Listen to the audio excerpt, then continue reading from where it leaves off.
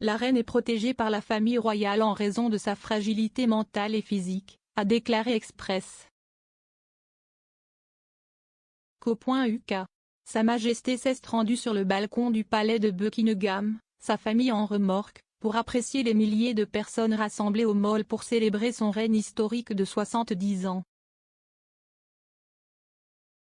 Vêtue d'une élégante robe et d'un chapeau bleu clair, accompagnée d'une broche en diamant et d'un collier et de boucles d'oreilles en perles emblématiques, elle a rayonné lors du défilé aérien, soulignant les événements les plus remarquables de la journée à son arrière-arrière-petit-fils, Prince George. Des doutes avaient été émis quant à savoir si Sa Majesté ferait une apparition publique en raison de récents problèmes de mobilité.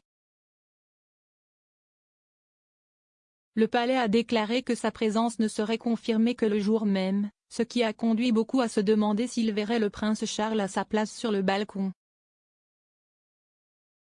Mais ces chuchotements ont été rapidement étouffés et les foules en liesse ont obtenu ce pourquoi elles étaient venues. De nombreux commentateurs ont depuis déclaré qu'il était peu probable que la reine fasse d'autres apparitions, bien qu'elles ne puissent être exclues. S'exprimant avant les célébrations du jubilé, Howard Hodgson, commentateur royal et auteur de Charles, l'homme qui sera roi, a déclaré que les membres du cabinet surveillaient de près l'équité mentale et physique de la reine, s'assurant qu'elle est protégée et ne fait pas trop. Il a déclaré que la pandémie de coronavirus associée à la mort tragique de son mari de longue date, le prince Philippe, avait créé une situation dans laquelle la santé de la reine, à la fois mentale et physique, avait empiré de manière dramatique. M. Hodgson a déclaré à Express.co.uk, la reine a 96 ans, et deux choses importantes se sont produites récemment qui lui ont probablement rendu la vie beaucoup plus difficile, et je pense que la famille royale a parfaitement le droit de garder sa fragilité et peut-être même sa fragilité mentale. Quand vous arrivez à 96 ans, rien ne fonctionne aussi bien qu'autrefois, et la situation est que la reine mérite d'avoir toute la dignité et, par conséquent, je pense qu'ils veilleront à ce que nous ne la voyions pas trop.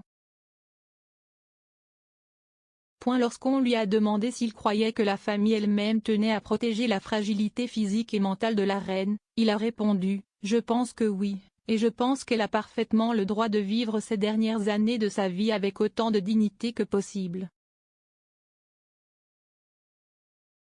Je pense que si est ce qui va arriver. La santé de la reine a probablement subi une accélération de la détérioration à cause de deux choses qui se sont produites, la première étant son mari. Elle a toujours aimé le prince Philippe, et la situation était que lorsque vous perdez réellement quelqu'un avec qui vous êtes depuis plus de 70 ans, si est une très grande perte pour vous et vous devez être assez seul sans lui.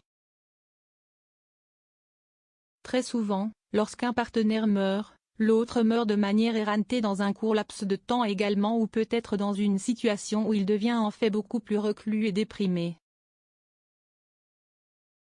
L'autre chose qui s'est produite est la pandémie de coronavirus.